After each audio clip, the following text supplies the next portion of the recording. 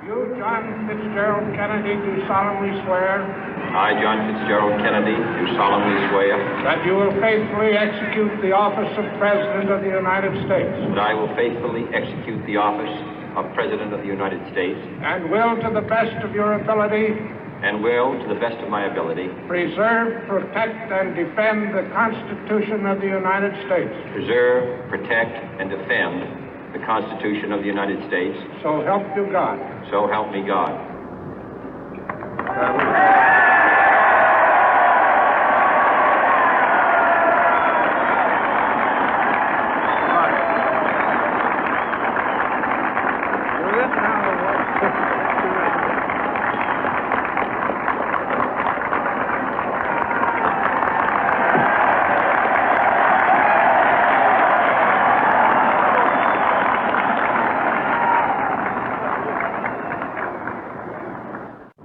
Vice President Johnson, Mr. Speaker, Mr. Chief Justice, President Eisenhower, Vice President Nixon, President Truman, Reverend clergy, fellow citizens. We observe today not a victory of party, but a celebration of freedom, symbolizing an end as well as a beginning, signifying renewal as well as change. For I have sworn before you and Almighty God the same solemn oath our forebears prescribed nearly a century and 3/4 ago. The world is very different now, for man holds in his mortal hands the power to abolish all forms of human poverty and all forms of human life. And yet the same revolutionary beliefs for which our forebears fought are still at issue around the globe. The belief that the rights of man come not from the generosity of the state, but from the hand of God. We dare not forget today that we are the heirs of that first revolution. Let the word go forth from this time and place to friend and foe alike that the torch has been passed to a new generation of Americans born in this century, tempered by war, disciplined by a hard and bitter peace, proud of our ancient heritage, and unwilling to witness or permit the slow undoing of those human rights to which this nation has always been committed and to which we are committed today at home and around the world.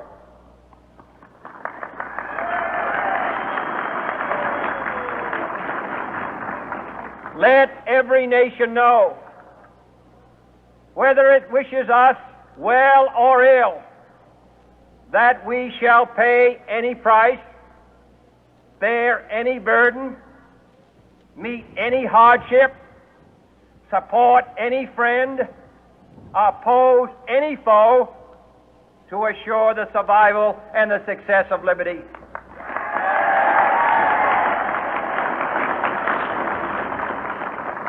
This much we pledge and more.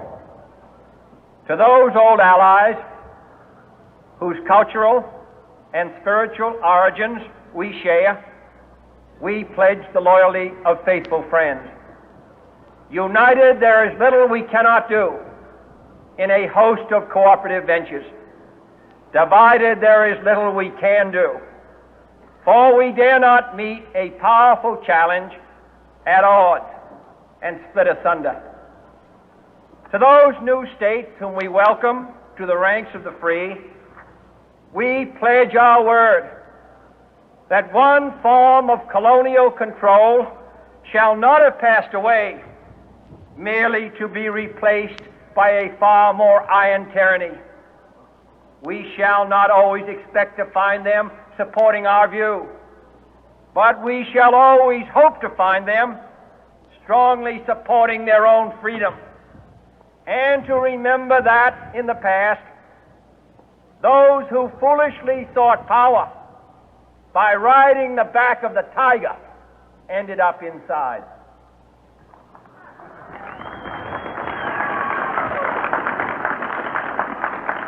To those people in the huts and villages of half the globe struggling to break the bonds of mass misery, we pledge our best efforts to help them help themselves for whatever period is required, not because the communists may be doing it, not because we seek their votes, but because it is right.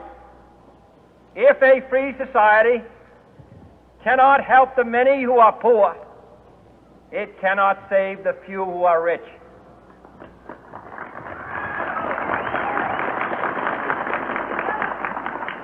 To our sister republics south of our border, we offer a special pledge to convert our good words into good deeds, in a new alliance for progress, to assist free men and free governments in casting off the chains of poverty. But this peaceful revolution of hope cannot become the prey of hostile powers. Let all our neighbors know that we shall join with them to oppose aggression or subversion anywhere in the Americas. And let every other power know that this hemisphere intends to remain the master of its own house.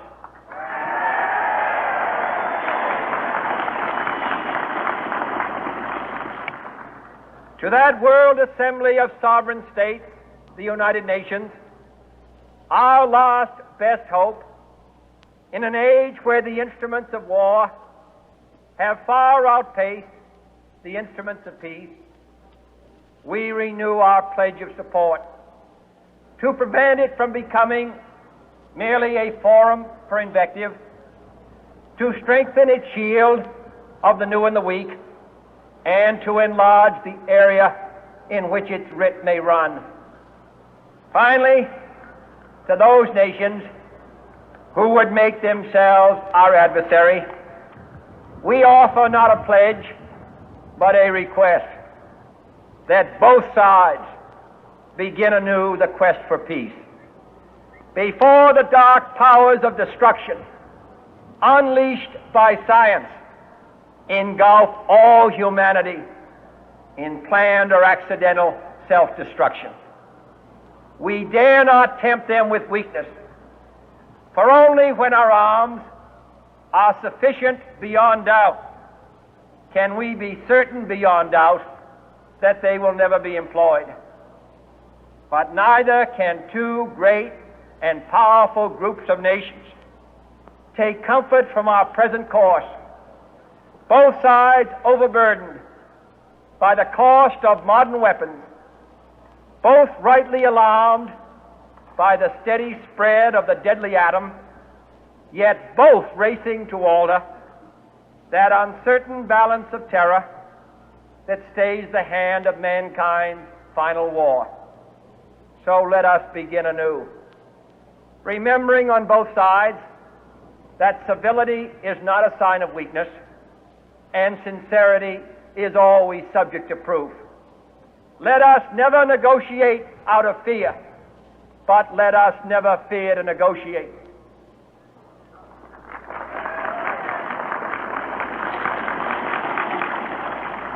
Let both sides explore what problems unite us, instead of belaboring those problems which divide us.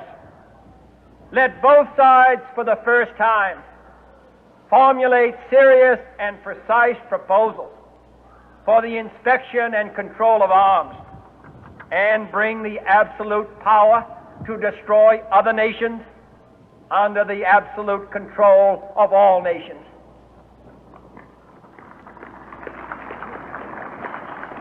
Let both sides seek to invoke the wonders of science instead of its terrors.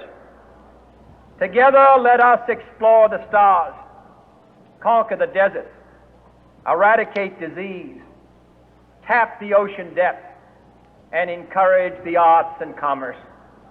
Let both sides unite to heed in all corners of the earth the command of Isaiah to undo the heavy burden and let the oppressed go free.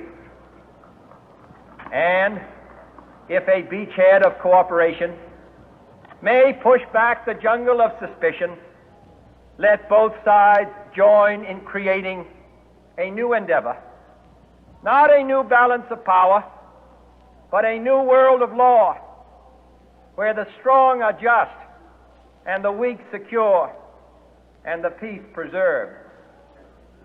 All this will not be finished in the first 100 days, nor will it be finished in the first 1,000 days, nor in the life of this administration, nor even perhaps in our lifetime on this planet.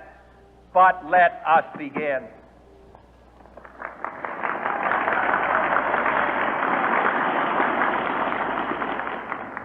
In your hands, my fellow citizens, more than mine, will rest the final success or failure of our course.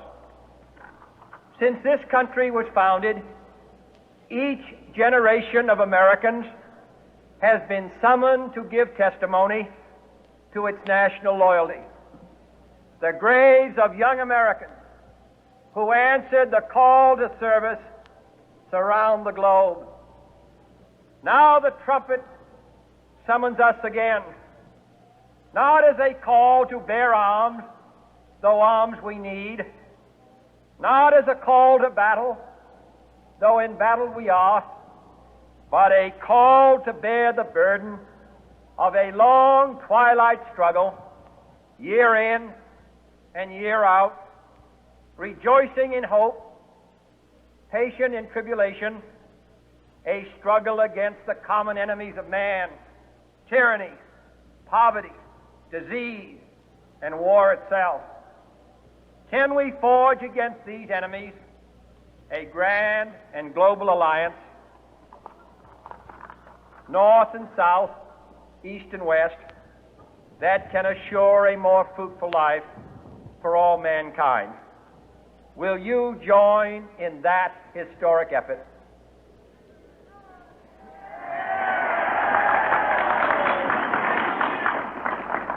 In the long history of the world, only a few generations have been granted the role of defending freedom in its hour of maximum danger. I do not shrink from this responsibility. I welcome it.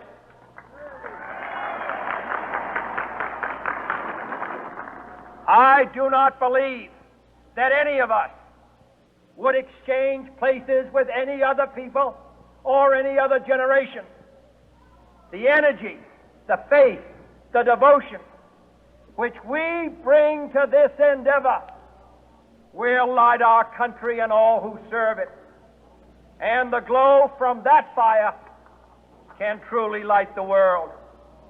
And so, my fellow Americans, ask not what your country can do for you, ask what you can do for your country.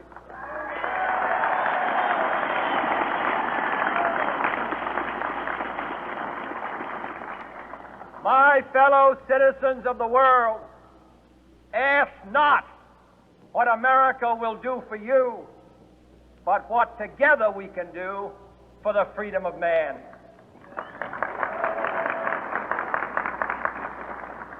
Finally, whether you are citizens of America or citizens of the world, ask of us here the same high standards of strength and sacrifice which we ask of you.